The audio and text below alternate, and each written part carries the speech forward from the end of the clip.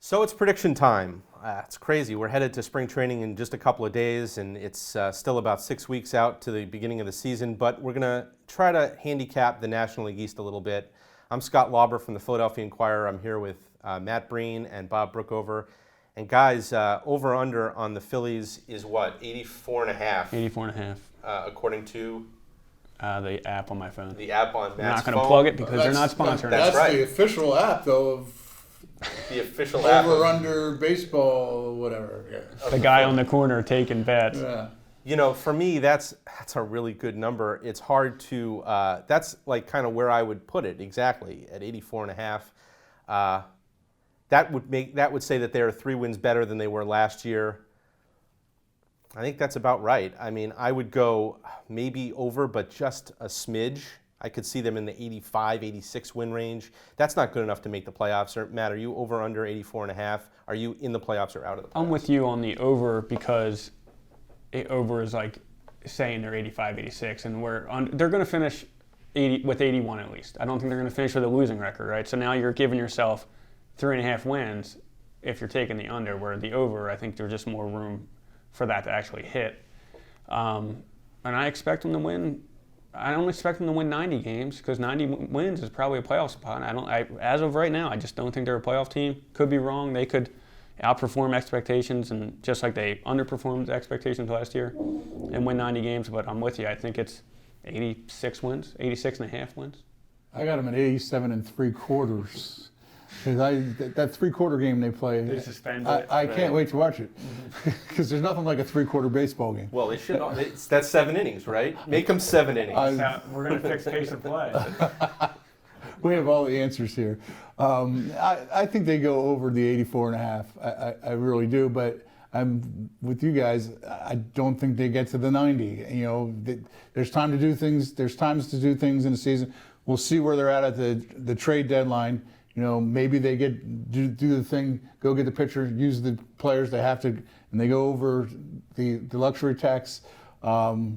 This is off track a little bit, but the one person I can't wait to hear from in this spring training, that I hope we do, is John Middleton, because he's the guy who didn't go over the luxury tax. He was the guy who was all in and wasn't really all in this offseason.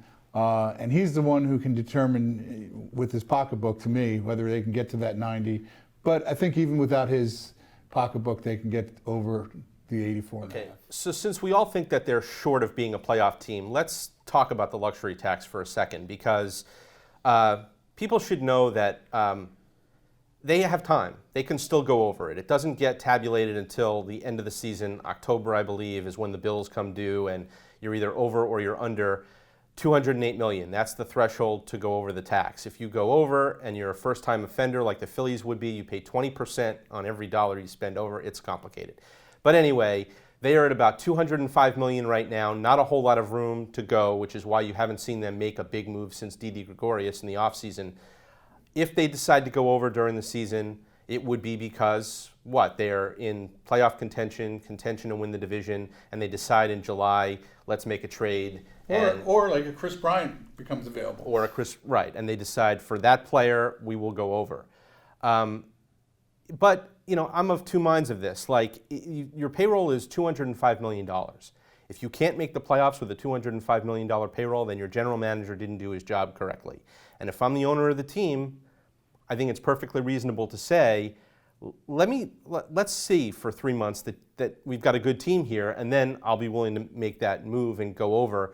Bob, I know how you feel about it. They should have just gone over it in the offseason. Yes, because I wouldn't have said that if the guys on the free agent market weren't worth going after, but there were guys who could have made them better, and that's the only reason I say you don't go over just to say we went over. You go over because there were players that could have made your team better, and I didn't understand why they didn't jump on that opportunity right now. John Middleton said that when he was asked at the end of the season, are you willing to pay the luxury tax? The Phillies have never paid the luxury tax, and he said he's willing to pay it if paying it is to get a player that makes his team a World Series contender. And I think you're talking about, I guess, Anthony Rendon or Garrett Cole, the free agents on the market. Chris Bryant, I think we're talking about. I mean, that 84.5 line is going to jump up if they acquire Chris Bryant. I think we're all taking the over. You get Chris Bryant, who's a Vegas guy.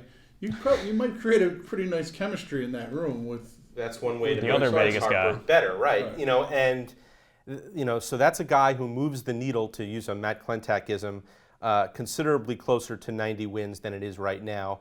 Of course, getting him would require making a trade, which would require giving up players, which would require, dealing some guys who you really don't want to deal.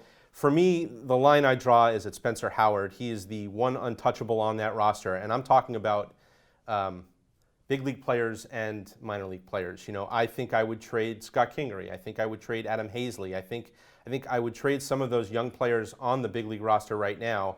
I would certainly trade some of their higher end prospects, if it's Alec Boehm, if it's Adonis Medina.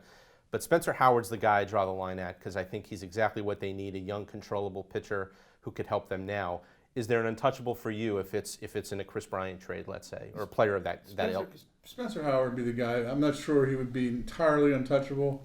If you could get more than Chris Bryant coming the other way, if you could get somebody you could hope for. I mean, I don't think anybody's untouchable all the time. Every circumstance is different. But he would be the guy. Let's put it this way: the guy I'd least like to see go somewhere else. Same. I don't think he's untouchable, but I mean, it would be quite problematic if you need starting pitching right now and you traded Sixto Sanchez last year, Spencer Howard this year, to get offense, but still don't have enough pitching because you traded away your two best pitching prospects in consecutive winners. But when push comes to shove and Chris Bryant's on the table, and it's pretty hard if you're willing to pay the luxury tax, but I don't think they are. But it's pretty hard to walk away from that deal just because of Spencer Howard. What if you get to the All-Star break and you're a game out of first place, and what you quite clearly need is a pitcher who can slot into your top three? You know, I think then they go over. I think then Middleton says, "All right, deal me in." Yeah, but you don't know. You know, that's the thing. Like, you don't know who's going to be available at the trade deadline. And what tough. It's going to cost. The cost is always more expensive at the deadline. Let's end this exercise by yes or no. Do they go over before the season's over? No. That's it. You say no?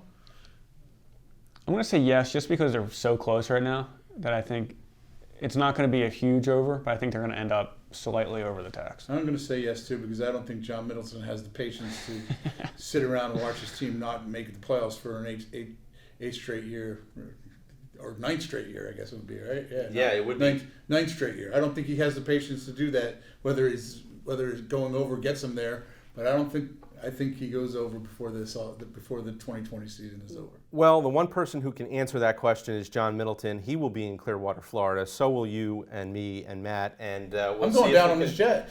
We were tracking Air Middleton last year going out to Vegas, right? So I flew with him last year to opening day, or 2 years ago to opening day. Oh, interesting. But it was actually on an American Airlines flight. Oh, okay. It was not his private jet. Okay. That's too bad. He doesn't always fly on the Phillies jet, I learned.